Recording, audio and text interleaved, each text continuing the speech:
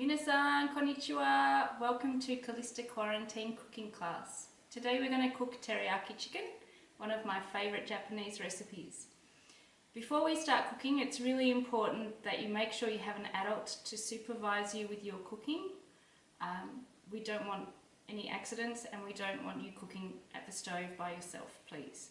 I've attached the recipe for you to follow along at home with the utensils and the ingredients that you'll need. So teriyaki chicken is a favourite recipe in our house. We eat it quite often, but it's a very versatile recipe and you can make it with tofu, you can make it with salmon or other types of fish or beef or pretty much whatever you like.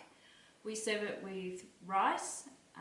We use koshihikari rice, which is a Japanese style rice, but you can use any type of short grain rice. And we also usually have some vegetables on the side. Teriyaki is said to have originated in Japan in the 1600s, and what we call teriyaki today was probably taken to Hawaii and adapted there into what we know today. Teriyaki comes from the words teru, meaning to shine, and yaki, to grill. Okay, let's begin. First we're going to make the sauce. So the sauce only has 4 ingredients: brown sugar, soy sauce, mirin, and cooking sake. I always put the sugar in first because then you don't have to wash the spoon before you dig it into the sugar. So 1.5 tablespoons. It doesn't have to be too exact. 4 tablespoons of soy sauce.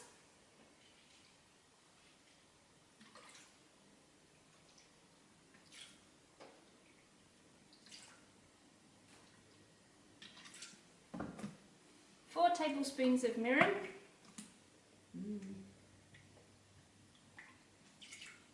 Mirin adds a really nice sweetness to the sauce.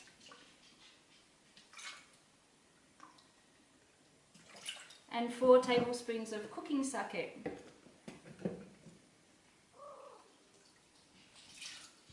Cooking sake actually doesn't have any alcohol in it. We're going to put that on the stove and just cook it until the sugar is dissolved and the sauce is kind of simmering. Okay, so I'm cooking the sauce and I can feel that the sugar is almost dissolved and it's heating up nicely, and once the sugar's dissolved the sauce is ready. So you can turn that off and put it to the side. Next we're going to flour the chicken thighs. So I have 1 kilo of chicken thighs and I've just put the flour into a baking dish. Doesn't really matter what you use, you can do it on a plate or in a plastic container. You just want to make sure that the chicken has a reasonable coverage of flour without getting it all over the bench if you can help it. Okay, so now I have a large frying pan on the heat. I'm going to heat the frying pan before I put the oil in and wait for it to get a little bit warm. Okay, the pan is nice and hot now, so I'm going to put some rice bran oil in. I always use rice bran oil because it doesn't smoke like olive oil. It has a higher smoking point. If you're using chicken that has skin, you need to put the skin side down first, and if you're using salmon or a fish that has skin, also skin side down first.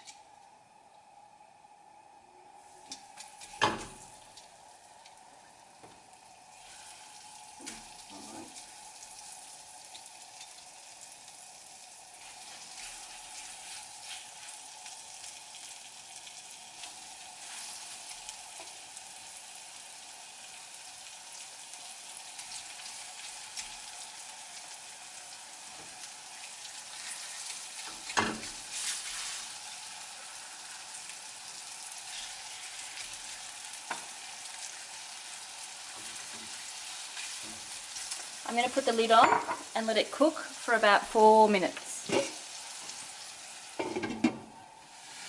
So we have cooked it for 6 minutes. 4 minutes was not quite long enough. And I'm going to take the lid off and turn it over. You'll be able to see that it's browned on one side, but it's quite loud.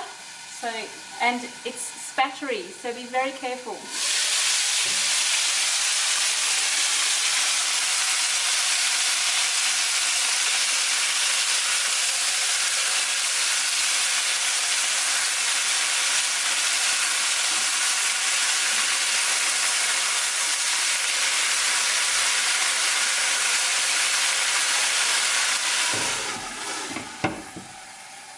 I'm going to cook that for another 6 minutes.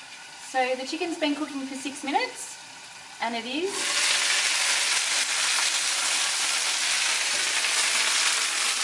Well browned on both sides. I'm now going to turn the heat off, otherwise we'll have a volcano. Then I'm going to take the sauce that we made earlier and pour it in with the chicken, but I'm going to put the lid back on because it will bubble everywhere.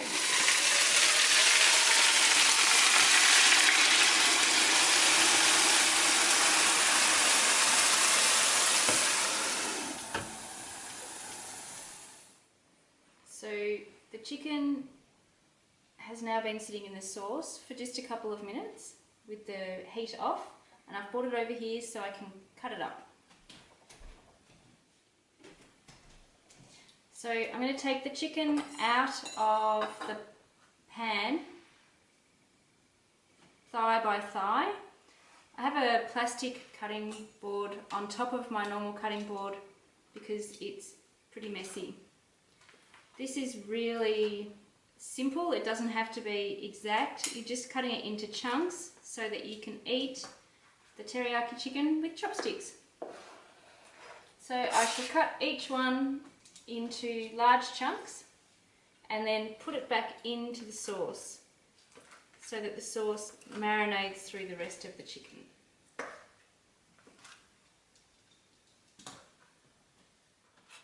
I'm just chopping up the last thigh now. I like to put in sesame seeds after I finish cooking it. You can use black sesame seeds or white sesame seeds. Today I think we might use both. So white sesame seeds, you don't have to be exact, just however many you would like, and black sesame seeds. Then I'm going to put that on the stove and wait for my rice and veggies to be ready. So here is the end result, the teriyaki chicken served on rice, and tonight we're having grated cabbage and grated carrot salad with sesame dressing. I miss you all. I hope you stay well and cook well. Please upload any questions and also any photos of food that you make. I'd love to see what you're doing at home. Itadakimasu. Enjoy.